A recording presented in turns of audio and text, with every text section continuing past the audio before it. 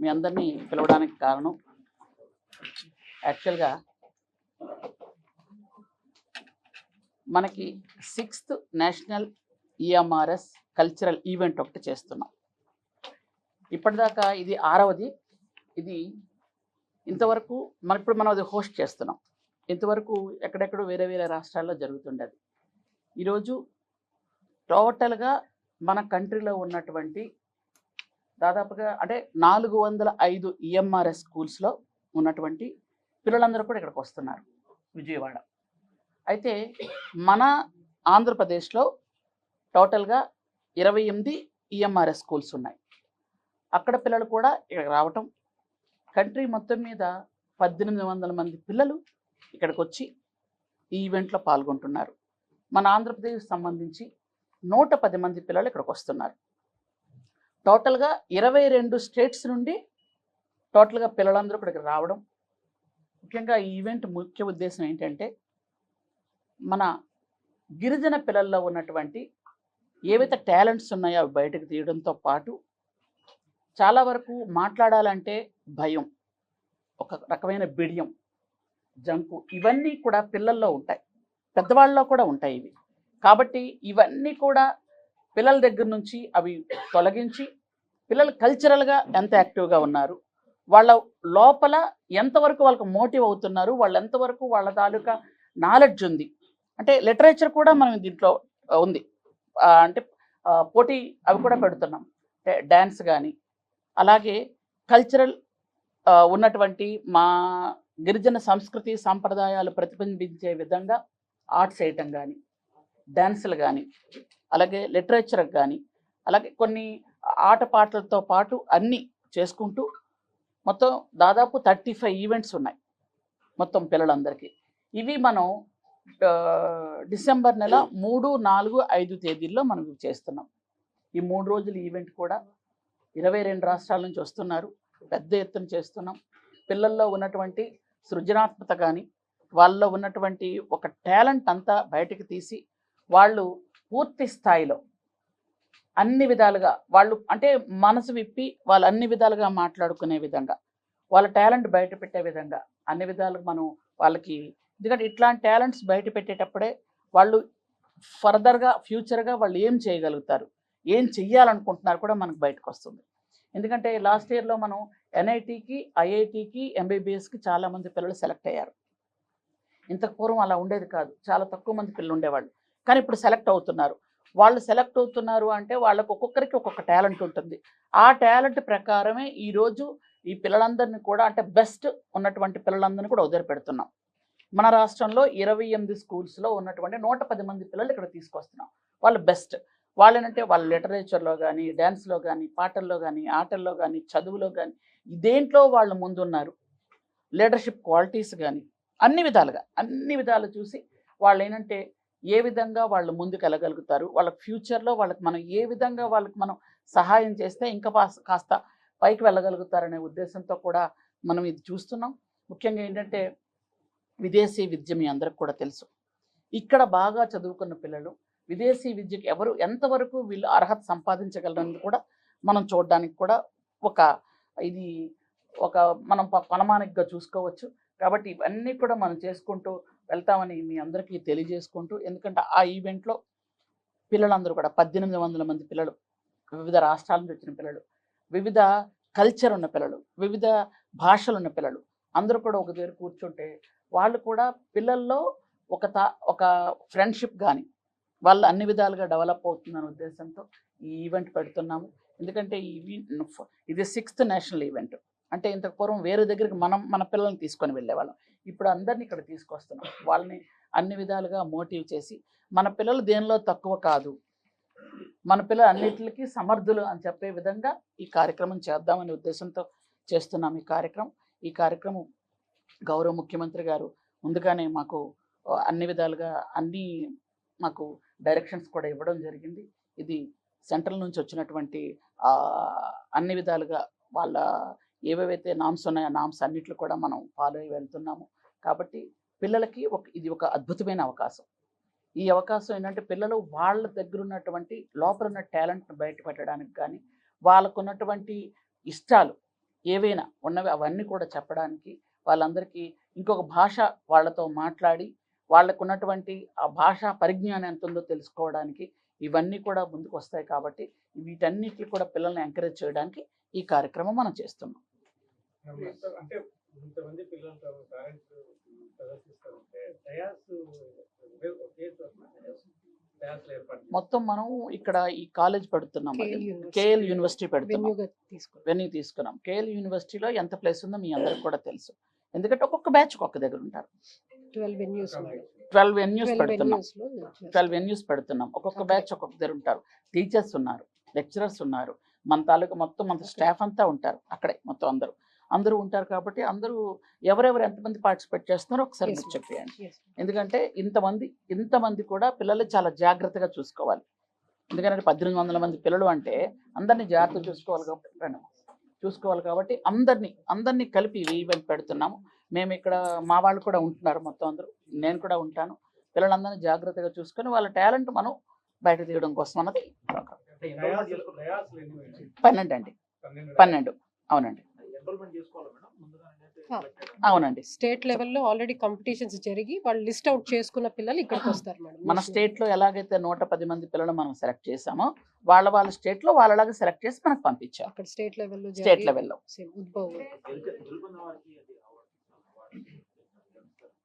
ఇప్పుడు ఇక్కడ గెలిచిన వాళ్ళకండి మనం prices first second third and winner cup for the best performing team. First second third prices ఇస్తున్నాము. Cash prize ఏం లేదు. అంటే వాళ్ళకి వాళ్ళు ఒక ప్లేస్ నుండి ఇంకో ప్లేస్ వస్తున్నారు, మెరిట్ సర్టిఫికేట్ ఇస్తాం. ఒక ప్లేస్ నుండి ఇంకో ప్లేస్కి వచ్చినప్పుడు లైక్ వాళ్ళకి ఒక పిక్నిక్ లాగా అనుకోండి, వాళ్ళకి ఒక అంటే పర్యాటక పండగలాగా వాళ్ళకి ఒక రాష్ట్రం నుంచి ఇంకో రాష్ట్రం రావడం చిన్నపిల్లలకి ఎంత ఆనందంగా ఉంటుందో మీకు చెప్పక్కర్లేదు. 6th నుండి అండి, 6th నుండి 12th వరకు, ఇంటర్మీడియట్ సెకండ్ ఇయర్ వరకు. అవునండి. ఏంటండి? ఏకలవ్య మోడల్ స్కూల్స్ అండి, మోడల్ రెసిడెన్షియల్ స్కూల్స్.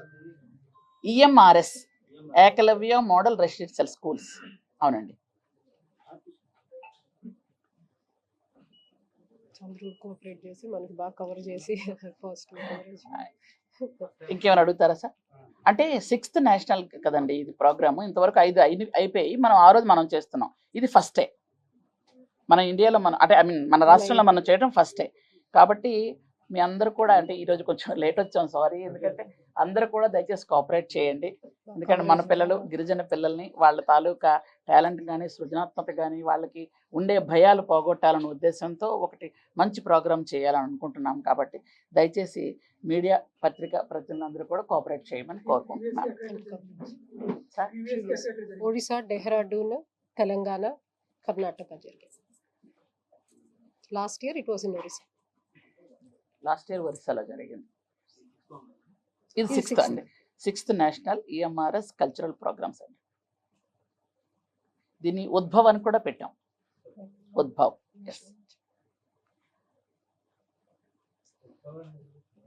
వాళ్ళు పెట్టారు, ఆ పేరు ఇచ్చారు వాళ్ళు, ఉద్భవ్ అని. నేషనల్ అవునండి, సెంట్రల్.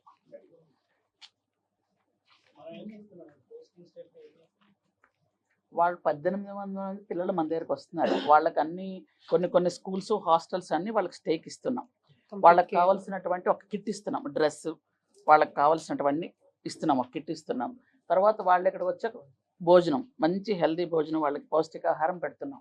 వాళ్ళు ఇక్కడికి వచ్చిన తర్వాత మీకు ఏదో చెప్తున్నాను, అంటే ఒక స్టేట్ నుంచి ఇంకో స్టేట్కి వచ్చిన తర్వాత వీఆర్ హోస్టింగ్ ఇట్. ఎందుకంటే వాళ్ళకి అన్ని కావాల్సినవన్నీ ఇక్కడ ఏర్పాటు చేస్తున్నాం పిల్లలకి.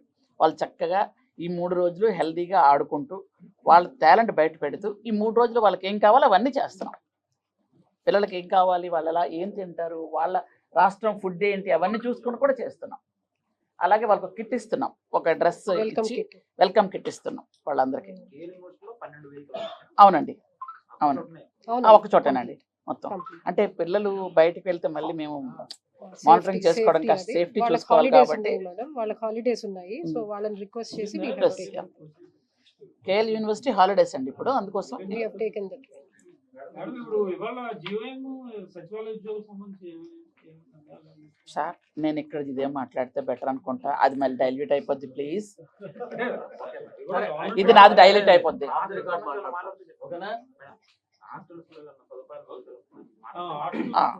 హాస్టల్స్ ఇంతవరకు మీకు అందరికి కూడా తెలుసు, గత సంవత్సరం మనం 1300 కోట్లు మనం అంటే రాష్ట్రంలో రోడ్లకు కానీ హాస్టల్స్కి కానీ అన్ని కూడా ఖర్చు పెట్టాం. ఈ సంవత్సరం కూడా మళ్ళీ స్టార్ట్ చేస్తున్నాం. ఈరోజు డిప్యూటీ సీఎం గారు పవన్ కళ్యాణ్ గారికి కూడా, ఎందుకంటే గత టైంలో ఎన్ఆర్జిఎస్ వర్క్స్ మన అల్లూరు సీతారామరాజు జిల్లాకు 1000 కోట్లు ఇచ్చారు. అలాగే ఈ సంవత్సరం మనం పార్వతీపురం మన్యం జిల్లాకు 500 కోట్లు అడిగాం, ఖచ్చితంగా ఇస్తానని చెప్పారు. కాబట్టి ఏంటంటే మనకి డోలీ మోతలు తగ్గించాలనే ఉద్దేశంతో మనం చేస్తున్నాం, పూర్తిగా లేకుండా చేసామని చెప్పట్లేదు నేను. ఎందుకనంటే గత 5 సంవత్సరాలుగా పిడికడ మన్ను వేయలేదు. కాబట్టి ఒకేసారి ఈ సంవత్సరంలో అన్ని వేల కోట్లతో రోడ్లు చేసేస్తున్నాము అని గొప్పలు చెప్పుకోవాల్సిన అవసరం అయితే మా ప్రభుత్వానికి లేదు. కూటమి ప్రభుత్వంలో చంద్రబాబు నాయుడు గారు చెప్పింది ఒకటే, మొత్తం అన్ని గ్రామాలకి అన్ని కనెక్టివిటీ రోడ్స్ వేయాలి. అది ఫేజ్ వైజ్గా వేసుకుంటూ వస్తున్నాం. కాబట్టి అలాగే హాస్టల్స్ కూడా, హాస్టల్స్ ఇప్పుడు అన్ని హాస్టల్స్లో డ్రింకింగ్ వాటర్ పెట్టాం, అన్ని హాస్టల్స్కి టాయిలెట్లు ఇచ్చాం. ఎందుకంటే ఇంతకు పూర్వం ఉన్న టాయిలెట్స్ కన్నా ఇప్పుడు డబుల్ త్రిబుల్ కూడా అవుతున్నాయి. మొన్ననే మనం స్వచ్ఛాంధ్రలో 2000 టాయిలెట్స్ శాంక్షన్ చేసాం, అవన్నీ కూడా ఇస్తున్నాం. గురుకులాలు కానీ రెసిడెన్షియల్స్ కానీ అన్ని హాస్టల్స్ మన ట్రైబల్ వెల్ఫేర్ డిపార్ట్మెంట్లో 757 ఉన్నాయి టోటల్గా. అవి గురుకులాలు, Ashram schools, pre matric, post matric అన్నీ కలిపి. కాబట్టి వాటన్నిటికి కూడా అక్కడ ఉన్న పిల్లలకి నాణ్యమైన భోజనం పెడుతున్నాం, యూనిఫామ్ ఇస్తున్నాం, వాళ్ళకి హెల్త్ కోసం అని మొత్తం అన్ని రకాలుగా చర్యలు తీసుకుంటున్నాం. ఏఎన్ఎంస్ని పెడుతున్నాం. అలాగే డాక్టర్స్ 10 డేస్కో 15 డేస్కో వచ్చి డాక్టర్స్ చెక్ చేస్తున్నారు. పిల్లల తాలూకా హెల్త్ చూసుకోవాలనే ఉద్దేశంతో చేస్తున్నాం. అలాగే యూనిఫామ్స్ కూడా పూర్తిగా ఇస్తున్నాం, దోమతెరలు ఇస్తున్నాం, అలాగే దుప్పట్లు బెడ్షీట్లు కూడా ఇస్తున్నాం. గత 5 సంవత్సరాలు అయితే కనీసం ఒక కంచం ఇచ్చిన పాపను కూడా పోలేదు. కానీ మనం కంచాలు కానీ, గ్లాసులు కానీ, ట్రంక్ బాక్సులు కానీ, దుప్పట్లు కానీ, బెడ్షీట్లు కానీ, యూనిఫామ్స్ కానీ పిల్లలకి ఏ ఇబ్బంది లేకుండా చేస్తున్నాం. ఇంకా ఏమన్నా కావాలండి? డ్రింకింగ్ వాటర్కి సంబంధించి ఆర్ఓ ప్లాంట్స్ అయితే అన్ని స్కూల్స్కి ఉన్నాయండి, కానీ కొన్ని పోయాయి. పోయిన వాటిని బాగు చేయగలిగితే బాగు చేస్తున్నాం, లేదంటే కొత్త ఇవ్వాలనుకుంటే కొత్తవి కూడా శాంక్షన్ చేస్తున్నాం. ఎస్. మీడియా టూర్ ఒకటి పెట్టండి, సక్సెస్ కదా అక్కడ ఒక మీడియా సెక్రటరీ జర్నలిస్ట్ తీసుకొని ష్యూర్ అండి, తప్పకుండా ప్లాన్ చేద్దాం, తప్పకుండా ప్లాన్ చేద్దాం. బెస్ట్ ప్రాక్టీసెస్ అన్ని కూడా తప్పకుండా ప్లాన్ చేద్దాం సార్. ఎందుకనంటే వచ్చిన కొత్తలో మీకు అందరికీ తెలుసు, ఒక 5-6 నెలలు కొద్ది కష్టాలే ఉండేవి, మీకు తెలియంది కాదు. ఎందుకంటే పాత ఎలా ఉండేవో అలా ఉండేవి, మేము వాటిని కొంచెం అధిగమించుకుంటూ వెళ్ళాం. కాబట్టి వచ్చిన తర్వాత యూసీ సర్టిఫికేట్స్ ఇవ్వక మాకు సెంట్రల్ నుంచి ఫండ్స్ కూడా రాలేదు. వచ్చిన తర్వాత మా టీం అంతా, ఈరోజు మా సదాబాగరు గారు కానీ, గౌతమి గారు కానీ, మొత్తం పాత సెక్రటరీస్ కానీ, ఇప్పుడున్న నాయక్ గారు కానీ అందరూ ఒక టీం వర్క్ చేసి ఈ యూసీ సర్టిఫికేట్స్తో పాటు అన్నీ చేసుకుంటూ వెళ్తే మాకు సెంట్రల్ నుంచి ఫండ్స్ రావడం మొదలుపెట్టాయి. అంతవరకు ఫండ్స్ కూడా రాలేదు. ఇవన్నీ చేసుకుంటూ వెళ్తున్నాం. ఎందుకంటే పిల్లలు అనేది, పిల్లల్ని క్షేమంగా ఉంచడం, ఆరోగ్యంగా ఉంచడం అనేది మా లక్ష్యం అండి, కూటమి ప్రభుత్వ లక్ష్యం ట్రైబల్ వెల్ఫేర్ డిపార్ట్మెంట్లో.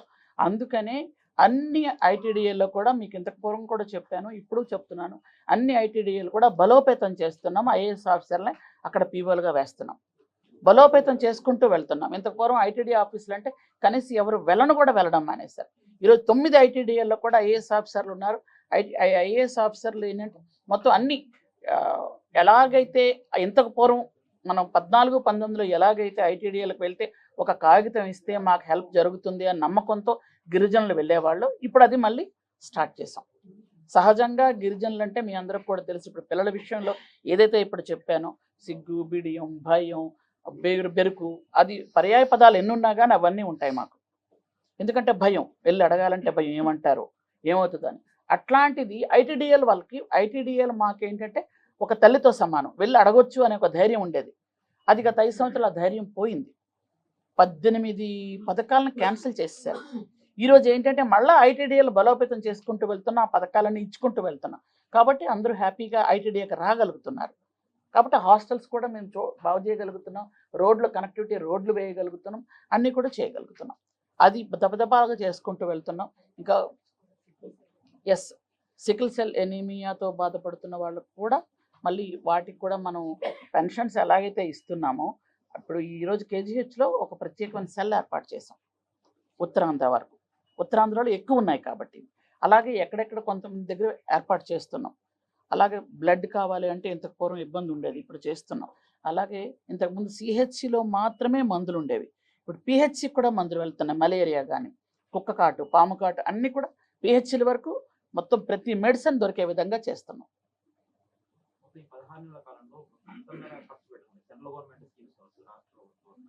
గత సంవత్సరం మీకు తెలుసు 8,000 కోట్లు మాకు బడ్జెట్లో ఉంది. ఈ సంవత్సరం కూడా మళ్ళీ బడ్జెట్ మనకి ఎలాగూ వస్తుంది, ఎందుకంటే బడ్జెట్లో ఉన్న అమౌంట్ అంతా కూడా ఖర్చు పెట్టాలన్నదే ముఖ్యమంత్రి గారి తాలూకా ఆదేశాలు. ఆ విధంగానే వెళ్తుంది, ఏది కూడా విడిచిపెట్టామనేది లేదు. ఇప్పుడు మొన్ననే మళ్ళీ 105 కోట్లు ఇచ్చారు, ఎందుకంటే ఓన్లీ హాస్టల్స్కి మౌలిక సదుపాయాలు కల్పించడం కోసం. కాబట్టి ఇది ఏంటంటే ఒక్కరోజు ఇచ్చి ఆపేసింది కాదు, ఈ చైన్ రియాక్షన్ అంతే, అలా లింక్ వెళ్తూనే ఉంటుంది. కాబట్టి అన్నీ చేసుకుంటూ వెళ్తున్నాం. ఎక్కడైనా ఏదైనా ప్రాబ్లం ఉందంటే వెంటనే మనకి ఫండ్స్ వస్తున్నాయి.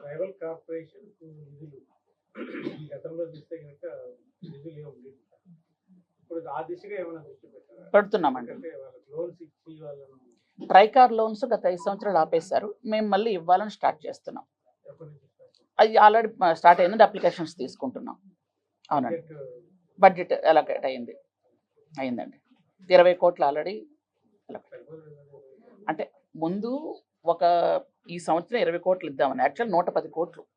అది ముందు ఒక్కొక్క సంవత్సరం కొంత ఇద్దామని ఆలోచనలో ఉన్నాం. ఒకవేళ అవసరం అనుకుంటే ఎక్స్ట్రా ఇవ్వమని కూడా సీఎం గారు చెప్పారు. ఎస్,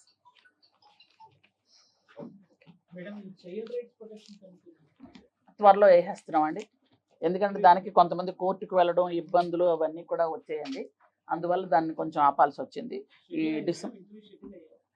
డిసెంబర్లో అండి ఉంది, షెడ్యూల్ వచ్చింది ఆల్రెడీ. డిసెంబర్లో స్టార్ట్ చేస్తున్నాం. డిసెంబర్లో అయిన తర్వాత అది ఇంకా ఎందుకనంటే ఇంటర్వ్యూ చేయడానికే 6-7 డేస్ పడుతుంది. ఎక్కువ మంది, చాలా ఎక్కువ మంది పెట్టారు. ఒక రోజుకు ఒక 50-60 మంది కన్నా ఎక్కువ ఇంటర్వ్యూ చేయలేము కాబట్టి కొంచెం అలా చేసుకుంటాం. లేదండి, మొత్తం అంటే ఫస్ట్ 3 డేస్ పిలుస్తాం, ఒక 1 వీక్ గ్యాప్ ఇచ్చి మళ్ళీ 3 డేస్ పెడతాం, అలా పెడతాం. First page already 4th, 5th, 6th, 3rd, 4th మొత్తానికి 3rd, 4th, 5th, 6th, 8లో ఉన్నాయండి.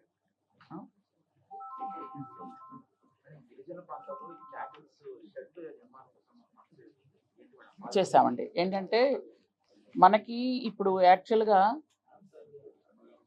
ఇప్పుడు సపోజ్ మన రెండోసారి అన్నదాత సుఖీభవ మనం ఇచ్చాం. అన్నదాత సుఖీభవ రెండో విడత ఎలాగే ఇచ్చామో అలాగే గిరిజన ఏరియాలో కూడా అన్నదాత సుఖీభవ వచ్చింది. అక్కడ ఏంటంటే మనం ఇప్పుడు అందరూ కూడా మామూలు పద్ధతుల్లో వ్యవసాయం చేయాలి అనుకుంటున్నాం, కానీ దానికి వనరులు ఎక్కడి నుంచి వస్తున్నాయి? అందరూ యూరియానే వాడుతున్నారు. ఇంత పూర్వం మనం గత్తం వాడేవాళ్ళం కదా, అదే ఇది మనం ఈ గోకులాలు పెట్టుకున్నట్టయితే మళ్ళీ పూర్వం పద్ధతులు కొన్నైనా అవలంబించగలుగుతాం. కాబట్టి ప్రతి ఎస్టీ కుటుంబం కూడా వాళ్ళు అడిగితే ఇస్తున్నాం, అడగకుండా కూడా మనం మోటివేట్ చేస్తున్నాం. వెళ్ళి మీరు ఒక 2, 4 ఎన్నైనా గోవులు పెంచుకోండి, పెంచి మీకు క్యాటిల్ షెడ్ ఒకటి ఇస్తాం, ఎందుకంటే గోకులాలు ఇస్తాము, పెట్టండి చెయ్యండి అని మనం మోటివేట్ చేస్తున్నాం. ఇది ముఖ్యమంత్రి గారి తాలూకా విజన్, అది చెయ్యాలని, అందుకనే చేసుకుంటూ వెళ్తున్నాం. నిన్నడి తను ఇస్తున్నామండి. యాక్చువల్గా అయితే ఇప్పుడు పంచాయతీకి ఒక 10-15 వరకు ప్రజెంట్ అయితే వెళ్తున్నాయండి గిరిజన పంచాయతీలో. ఇంకా అంతకన్నా ఎక్కువ కావాలన్నా కూడా, ఎందుకంటే ఇప్పుడు ప్రజెంట్ మండలానికి 200 వరకు ఇస్తున్నాం మామూలుగా, అదే ఎస్టీ గ్రామాలైతే కొంచెం ఎక్కువ ఇస్తున్నాం.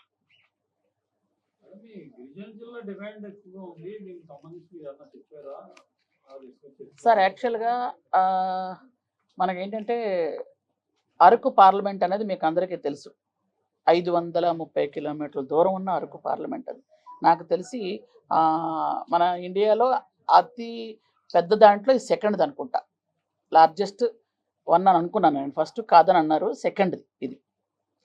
ఇంత పొడవుంది. ఒక గిరిజనుడు కలెక్టరేట్కి వెళ్ళాలంటే ఎలా వెళ్తాడు చెప్పండి? అందుకని దీన్ని 2 జిల్లాలు చేశారు.